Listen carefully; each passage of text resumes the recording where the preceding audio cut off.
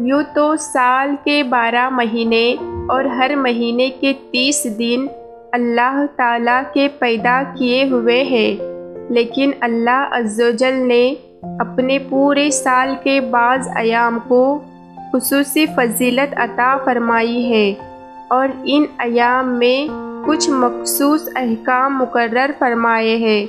یہ محرم کا مہینہ بھی ایک ایسا مہینہ ہے جس کو قرآن کریم نے حرمت والا مہینہ قرار دیا ہے۔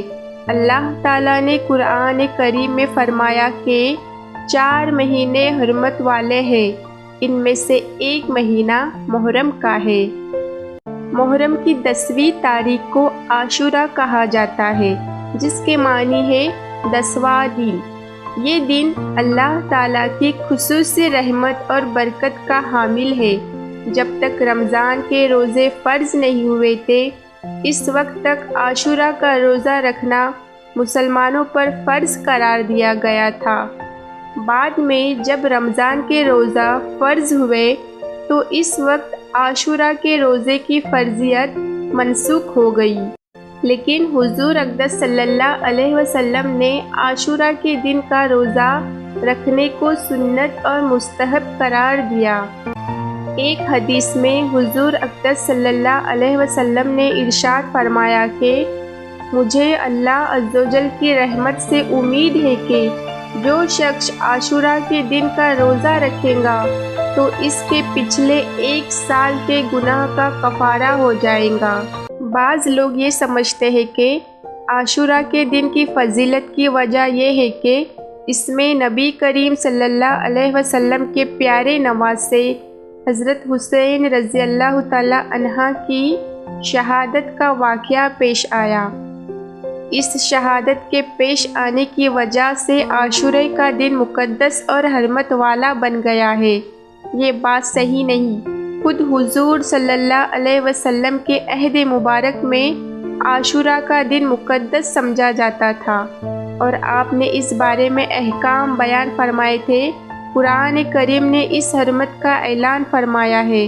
حضرت حسین رضی اللہ تعالیٰ عنہ کی شہادت کا واقعہ تو حضور اقدس صلی اللہ علیہ وسلم کی وفات کے تقریباً 60 سال بعد پیش آیا تھا، لہٰذا یہ بات درست نہیں کہ عاشوراء کی حرمت اس واقعے کی وجہ سے ہے، بلکہ یہ تو حضرت حسین رضی اللہ تعالیٰ عنہ کی مزید فضیلت کی دلیل ہے کہ اللہ نے آپ کی شہادت کا مرتبہ اس دن عطا فرمایا جو پہلے سے ہی مقدس اور محترم چلا آ رہا ہے۔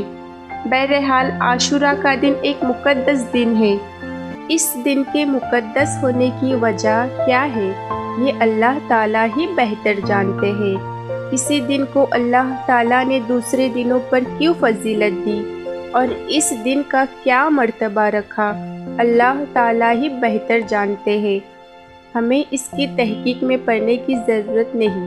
بعض لوگوں میں یہ بات مشہور ہے کہ جب حضرت آدم علیہ السلام دنیا میں اترے تو وہ عاشوراء کا دن تھا، اور جب حضرت نوح علیہ السلام کی کشتی طوفان کے بعد خشکی میں اتری تو وہ دن بھی عاشوراء کا دن تھا۔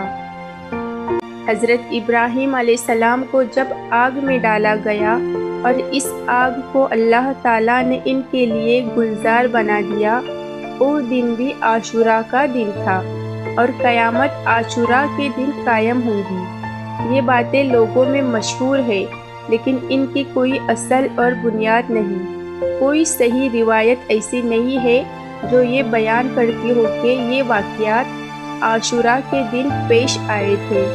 البتہ اتنی بات ضرور ہے کہ جب اللہ تعالیٰ نے اس دن کو اپنی رحمت اور برکت کے نزول کے لیے منتخب کر لیا تو اس کا تقدس یہ ہے کہ اس دن کو اس کام میں استعمال کیا جائے جو کہ نبی کریم صلی اللہ علیہ وسلم کی سنت کے مطابق ہو۔ سنت کے طور پر اس دن کے لیے صرف ایک حکم دیا گیا ہے، اس دن روزہ رکھا جائے۔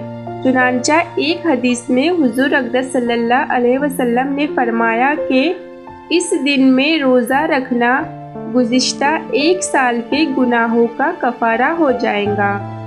بس یہ ایک حکم سنت ہے، اس کی کوشش کرنی چاہیے کہ اللہ تعالیٰ اس کی توفیق عطا فرمائے، آمین۔ قرآن کریم نے جہاں حرمت والے مہینوں کا ذکر فرمایا ہے، اس جگہ ایک عجیب جملہ ارشاد فرمایا ہے کہ یعنی ان حرمت والے مہینوں میں تم اپنی جانوں پر ظلم نہ کرو، اور ظلم کرنے سے مراد یہ ہے کہ ان مہینوں میں گناہوں سے بچو، بدعات اور منکرات سے بچو، بدعات اور منکرات سے بچو، کیونکہ اللہ تعالیٰ تو عالم الغیب ہے، جانتے تھے کہ ان حرمت والے مہینوں میں لوگ اپنی جانوں پر ظلم اور اپنی طرف سے عبادت کے طریقے گھڑا کر ان پر عمل کرنا شروع کر دیں گے، اس لیے فرمایا کہ اپنی جانوں پر ظلم نہ کرو۔ قرآن کریم نے تو صاف حکم دے دیا کہ ان مہینوں میں اپنی جانوں پر ظلم نہ کرے، بلکہ ان اوقات کو اللہ کی عبادت میں اور اس کے ذکر اور اس کے لیے روزہ رکھتے ہیں، اس کی طرف رجوع کرنے میں اور اس سے دعائیں کرنے میں صرف کرے اور ان فضولیات میں اپنے آپ کو بچائے۔ اللہ تعالیٰ اپنے فضل و کرم سے اس مہینے کی حرمت اور عاشورہ کے حرمت اور عظمت سے فائدہ اٹھانے کی ہم سب کو توفیق عطا فرمائے اور اپنی رضا کے مطابق اس دن کو گزارنے کی توفیق عطا فرمائے، آمین۔